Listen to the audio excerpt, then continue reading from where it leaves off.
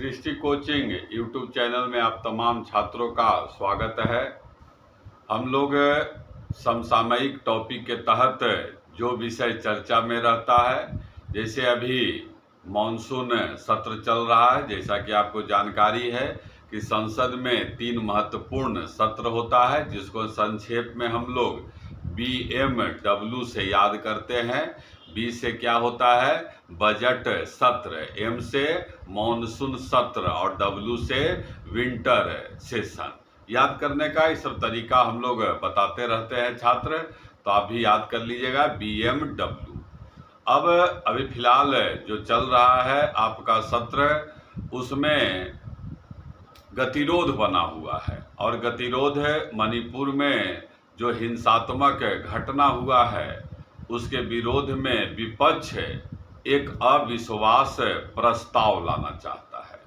तो आज का टॉपिक है छात्र कि अविश्वास प्रस्ताव होता क्या है, अविश्वास प्रस्ताव लाने का प्रक्रिया क्या है, कौन लाता है, कब लाया जाता है, और उससे जुड़ा हुआ सीधा सीधा एक एक लाइन का प्रश्न, कितना बार अविश्वास प्रस्ताव आया है, इस तरह से।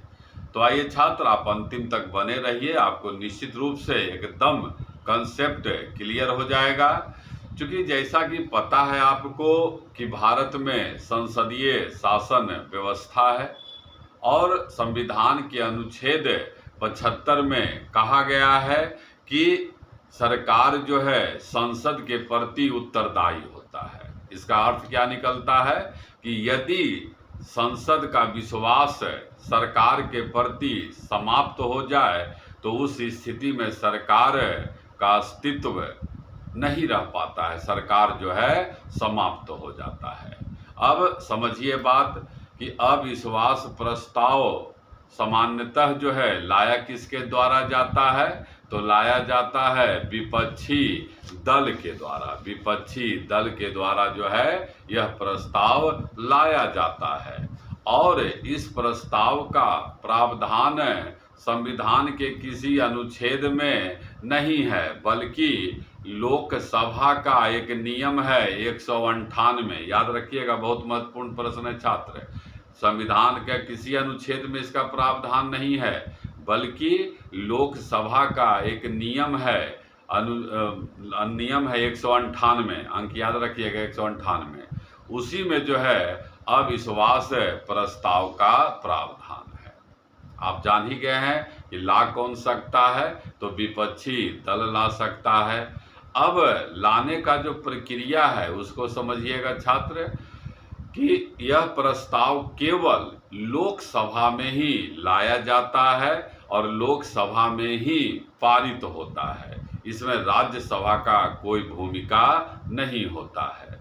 तो प्रस्ताव लाने का शर्त क्या है कि लोकसभा के सदस्य संख्या का जो 50 सदस्य है, 50 सदस्य, क्वेश्चन है, 50 सदस्य मिलकर एक प्रस्ताव लाता है।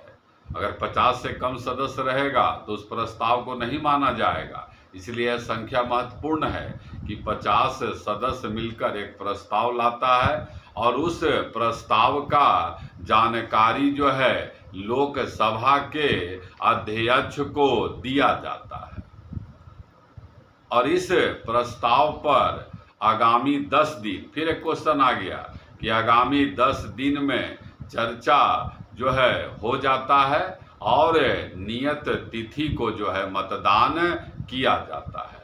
यदि यह प्रस्ताव पारित हो गया, अब फिर क्वेश्चन है कि प्रस्ताव पारित होने के लिए कितना सदस्य का सहमति जरूरी है, तो उसमें जो है 50% प्लस 1। जैसा कि आप जानते हैं छात्र कि अभी वर्तमान में लोकसभा में सदस्य संख्या 545 है, तो इसका 50% प्लस 1 कितना होगा? 273 सदस्य।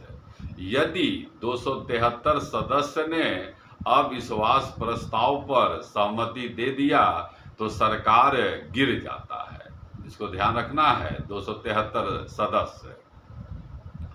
अब यहाँ पर यह बात समझिएगा छात्र कि अभी जो वर्तमान में अविश्वास प्रस्ताव लाने का चर्चा विपक्ष के द्वारा किया जा रहा है, तो क्या नरेंद्र मोदी का सरकार जो है खतरा में है?